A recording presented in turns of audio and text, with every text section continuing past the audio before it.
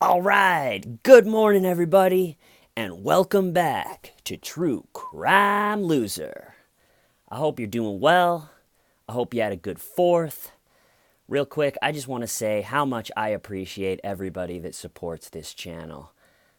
I'm telling you, I don't say it enough, but I'm so lucky to have the support that I do have. And if you would like to join that support, there's a Patreon link in the description.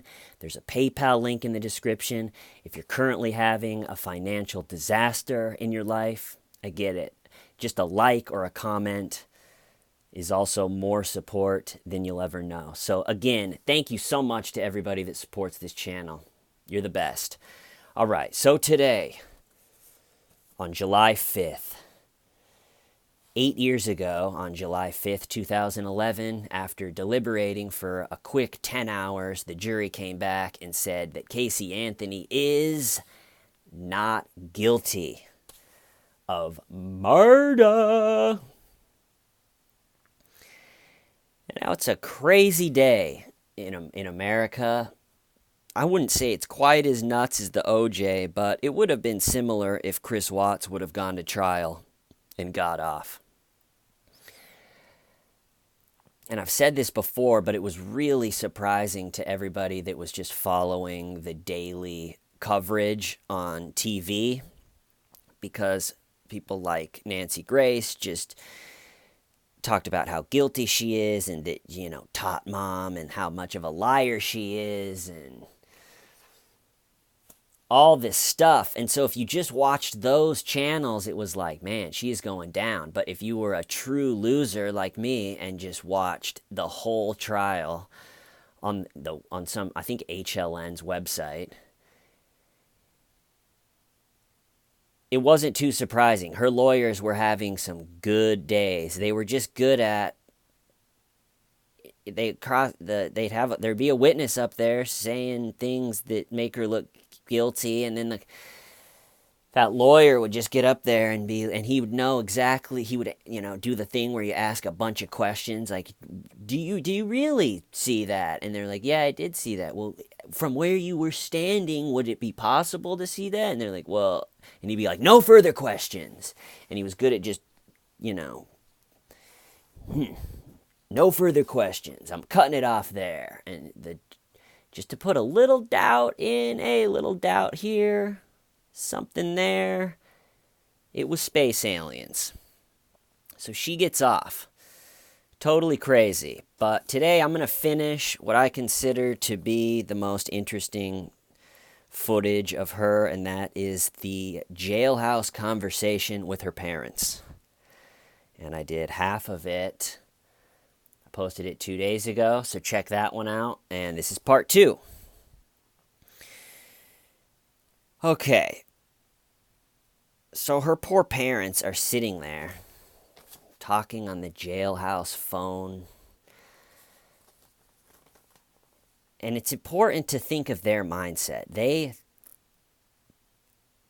Casey is just doing this stall thing. Just like, I just want her back. Anything that I can do, I don't even care about me. Anything that just gets her back is what I want to do. If I have to write a letter and send it through the snail mail, if I have to write everybody a letter I know and send it around the world and then have it get to the person that I could just say something to, I'll do it. She has this attitude of like, I will do anything that it takes. And then the things that she suggests are just totally stupid. Like, I'll do anything it takes. If I need to sit here in jail and not talk to anyone, I'll do it. I'll do it. I will. If I need to write a letter and send it to you, I'll do it too. I'll write a letter and send it in the mail, okay? And her parents just look like they got hit with an emotional club. Parents are sitting there being like, Casey, we want to get her back today. We don't care about a letter. Just tell us. Tell us. And so this half, Casey's mom is talking about Zenaida Fernandez-Gonzalez being like, who else did she nanny for anyone else? I mean, if she's a nanny, if she's a nanny, there's a good chance, Casey, that she nannied for somebody else, right? Can we talk to those people? And of course she didn't. And I noticed watching it this time, I'd never noticed before. I think a tell for Casey is she has kind of a lie sniff. So, like, her mom was like, did Zanny nanny for anybody else? And Casey is like, no, she nannied for some of her nieces and nephews, but not that anyone else that I know of. And she'll do this thing, or like at the end of a lie, itch your nose. And yeah, I don't know. I just sort of noticed that. And then her mom, as you can expect, they just any friends of the family wanted to help. So that people are reaching out to the Anthonys being like, I saw her 3 weeks ago, or I saw her a month ago, or I saw her here, I talked to her here. And everybody's trying to help, and it's bizarre for the Anthony family that it seems like everybody wants to help more than Casey. And so Casey's mom starts asking her about people, and you would think that Casey would be happy that people are trying to help, right? Your daughter's missing, someone wants to help, but Casey just comically shoots them all down. So her mom goes, Mark's wife, Tara, was saying that she maybe had seen Casey 2 weeks ago. Do you know that? And Casey just goes, Mark's psycho ex-wife, Tara? And Casey's mom goes, yeah. Like, it turns into a middle school shit talking. Like, his psycho ex-wife, you really think that she can help? She's just a psycho. Psycho ex-wife, Tara? Yeah. And she's like, Mom, she hasn't seen me or Casey in 2 months, Mom, I know everybody. She's like, Mom, no, I know everybody's trying to help. Even Michelle, who I love. I love them, Mom, but they just don't know what they're talking about, okay? So anytime it's like, well, what about this person? Do you think that they might help? We're trying to get the kid back today, so anything that could help. He's like, that psycho? That person hasn't talked to Kaylee in 4 days. Okay, what the hell would they know? So it's just like constant. And her parents are delusional. And I think that's the main takeaway after watching this, after so many years, is you got to support your kid. You really do. But you can't just be full-on delusional retard when it comes to your kids. It's just dangerous. So it took them 10 years to finally be like, you know what, Casey? You're lying. You ruined our life. We don't want to talk to you anymore, you know? But you can tell that her parents still at this point, they want so bad to believe her, and you see them actually, you see her mom being like, Casey, I don't want to let her. What about today? Can we just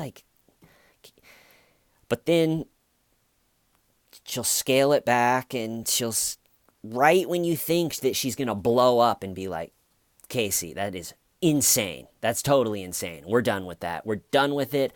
I love you as a mom.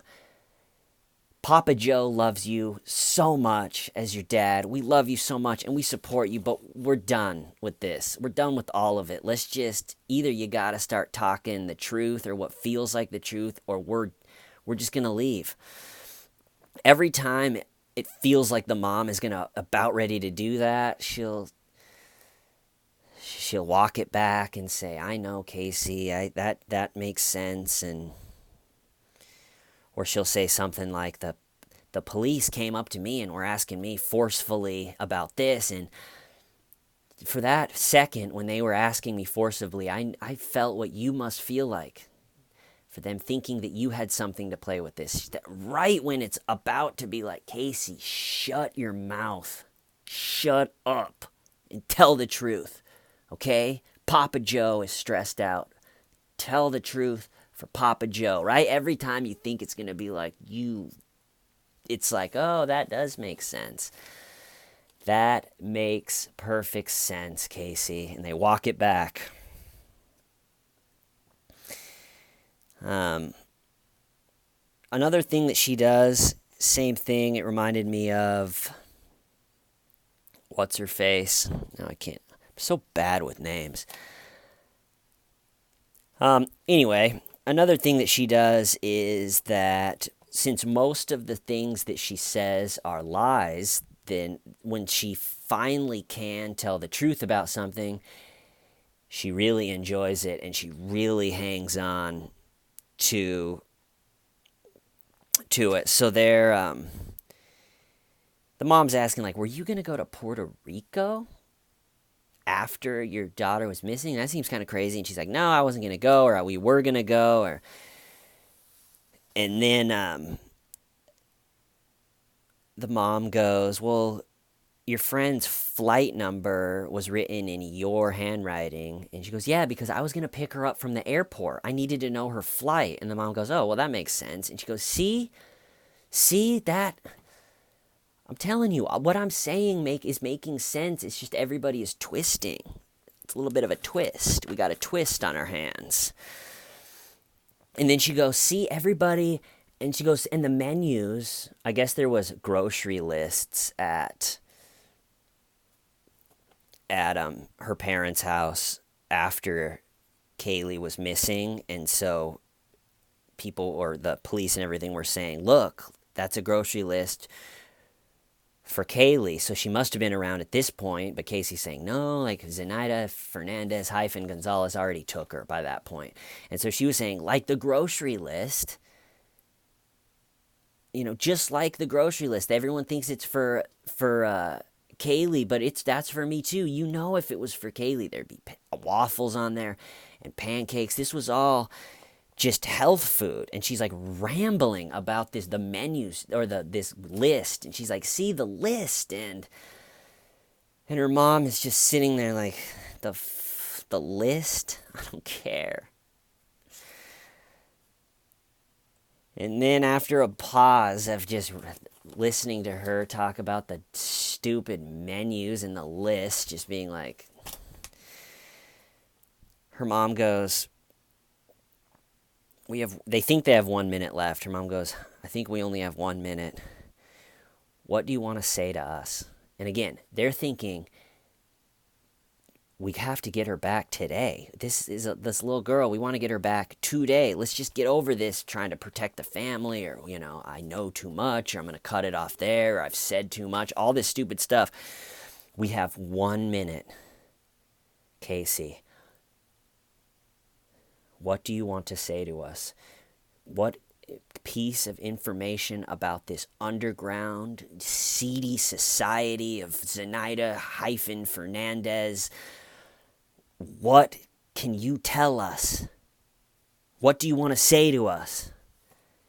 And Casey says, I love you. I miss you. Stay strong. I trust in my heart that all this... And while she's saying this,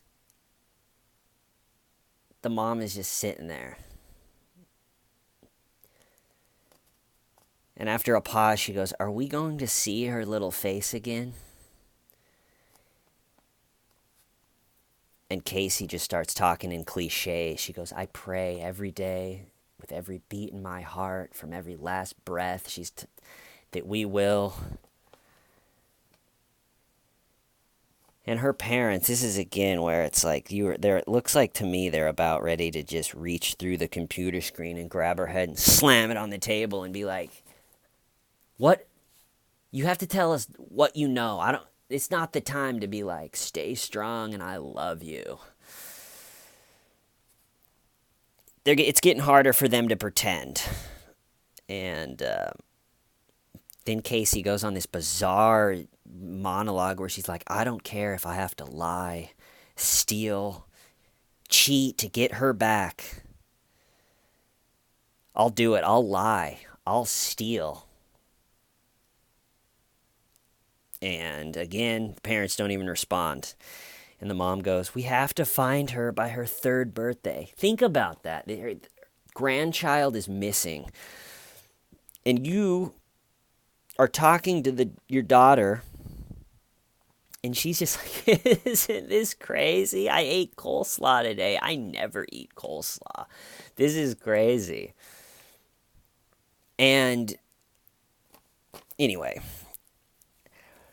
so she goes, we have to find her before her 3rd birthday. And Casey goes, I know, we have a couple weeks though. And the mom goes, I don't want to wait another minute. And Casey goes, I don't want to wait another minute. I want her found, whether I'm stuck in here or not. And then the mom goes, well, once she's found, then you'll be released, don't you think? And Casey goes, potentially. I think they think I did something. And the mom goes, yeah, they think you did something with Casey. And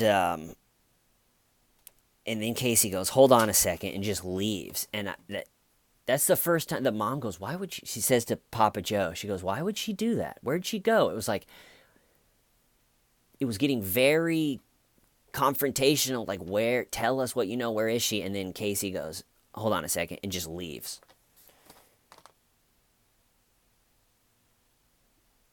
And so the parents are just sitting there being like, where'd she go? There's a blank screen. And then she comes back and he's like, yeah, I'm in productive custody. And she still has that, like, laughing. He's like, if someone's around, since I'm in productive custody, I have to go back to my cell for protection. Then Papa Joe gets the phone and he goes, hi, baby. And he's so nice. And it's in the most recent interview, they ask him, would you want to talk to Casey? Would you want a relationship if he was right here? And he goes, no, I wouldn't. So it's sad to see how far it's gone, because right here he's like, hey, hi, baby. I want to take away your pain. I want you home today. You know, we don't want to keep going with this. I want you home today. And he's like, I got a really tough question to ask you. I know it's a tough question. He goes, did you borrow something from someone or remove something without their permission? And this shows you just how scared they are of Casey, because they can't be like, did you steal something, Casey? Because if that's the hurdle, we can get over that. We'll pay him. But just the way he asks is, did you borrow something from someone or remove something without their permission? If that's how you're asking your kid if they stole something, it's too late. You got to recalibrate that relationship. You got to get a little tougher. And then Casey again goes, I can't talk. I wish I could say everything, but this is recorded. That's why I think I should write letters. And her parents just look like they got hit with a club.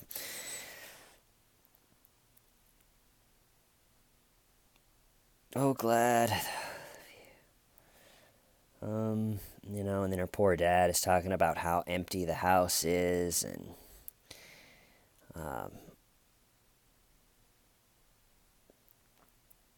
they kind of just do the same thing, and then it ends with, we get to see more of an insight into Zenaida Fernandez - Gonzalez's family tree. So just for the record, Casey said that Zenaida's father, who is possibly her stepfather, Victor Fernandez, adopted Zenaida Fernandez - Gonzalez, and her mother was Gloria Gonzalez, and their sister is Samantha, and her roommate is Raquel,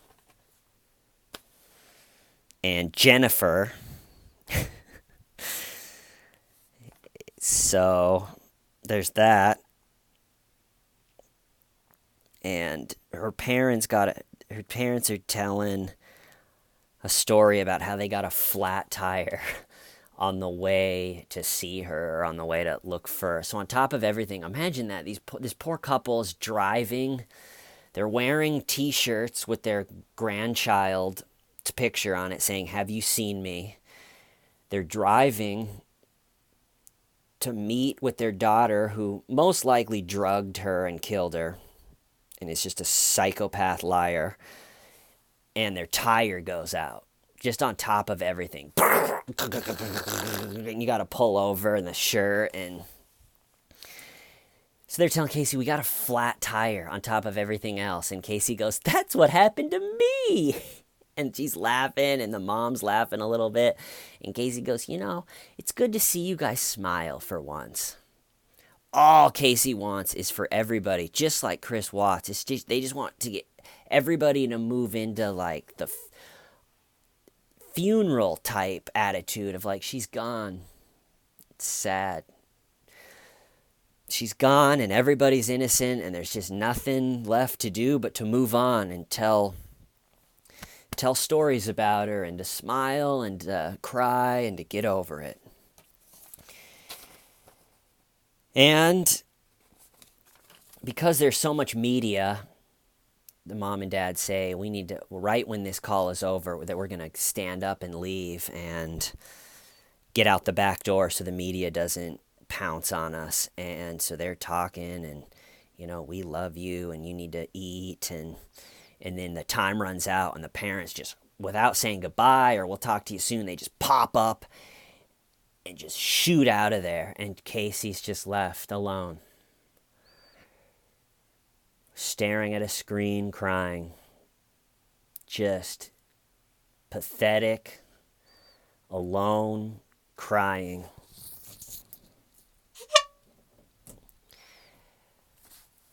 And the lesson here, kids, is if you want to lose your family and everyone you love and have everybody hate you,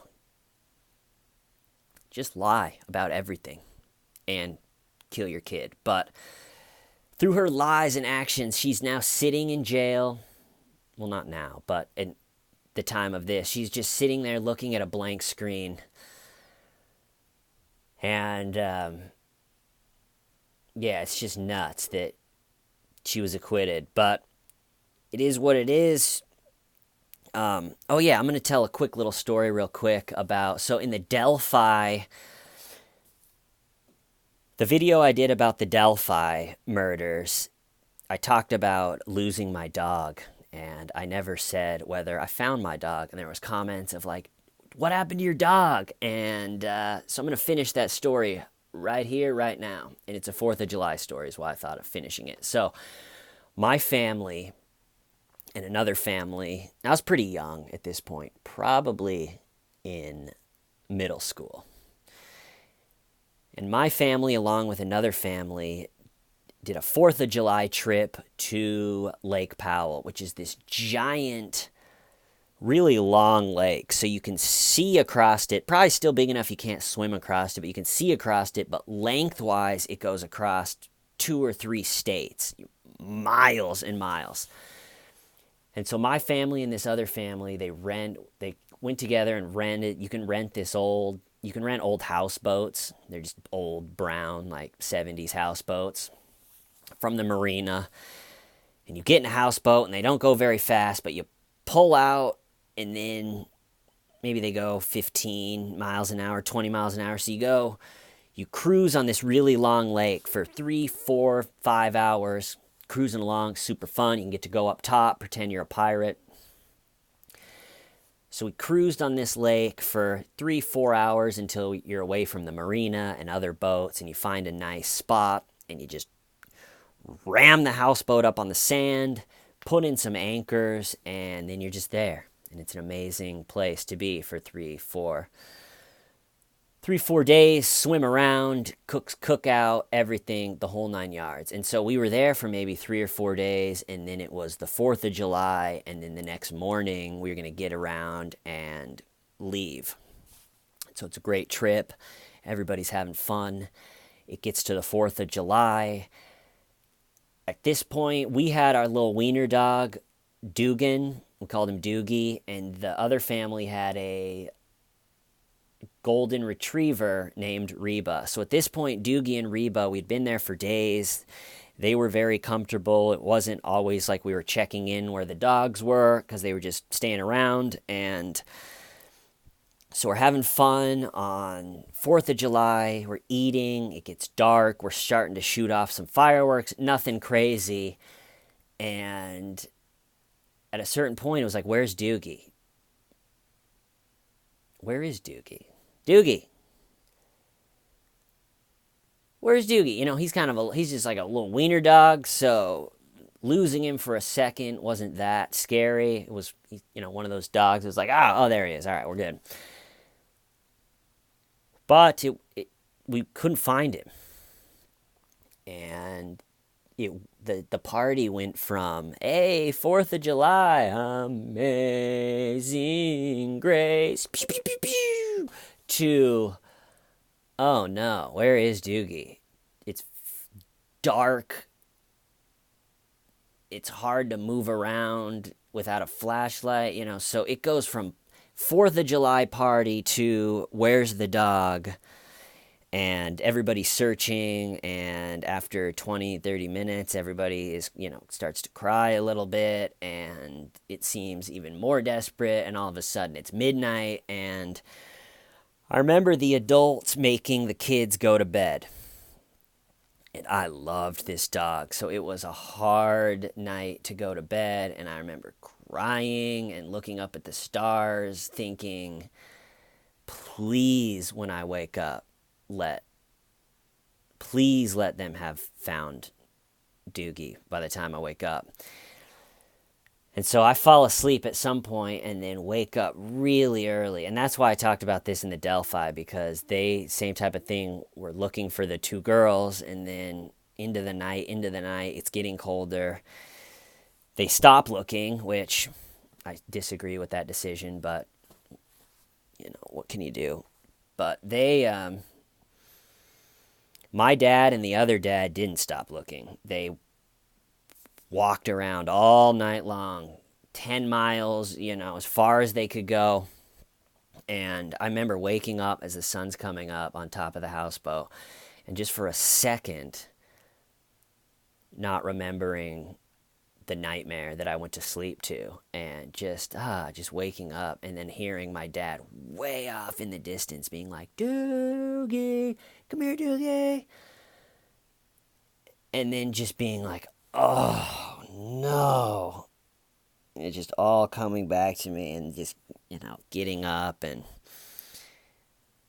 going down and just feeling awful, and the look in my dad and the other dad's eyes of just, they've been up all night trying to, my dad was wearing sandals and had kicked a rock walking around in the darkness, and his toenail was sticking straight up and bloody, and that bothered him for years. But so his foot was trashed, and it was just a low.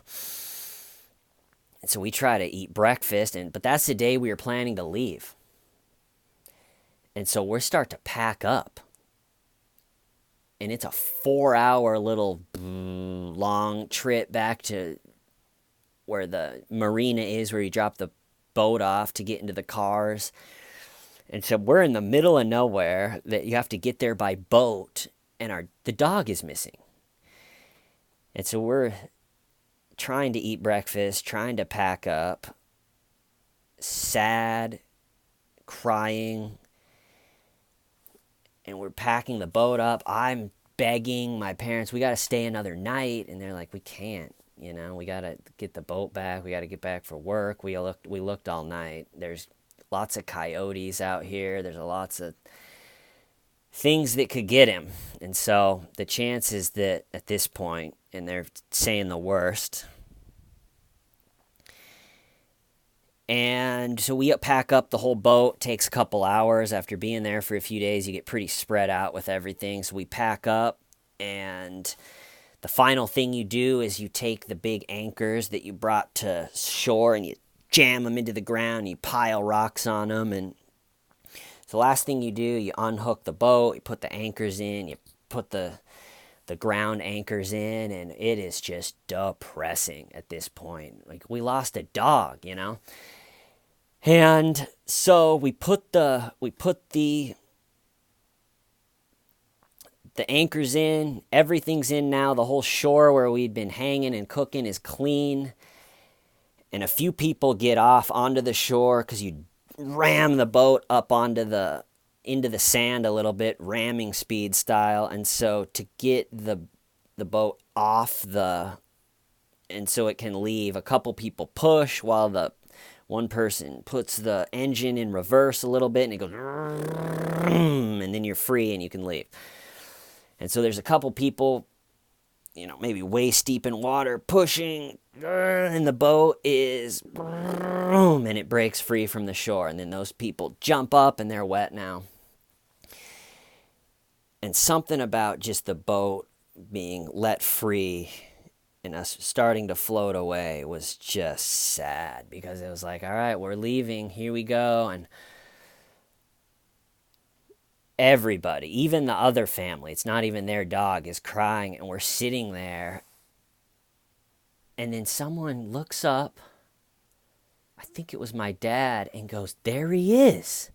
And I thought he was joking because I was looking the other way, and it just seemed like he was dead at that point. And I look up, and this coming down the hill is this wiener dog, just like if it was a Disney movie.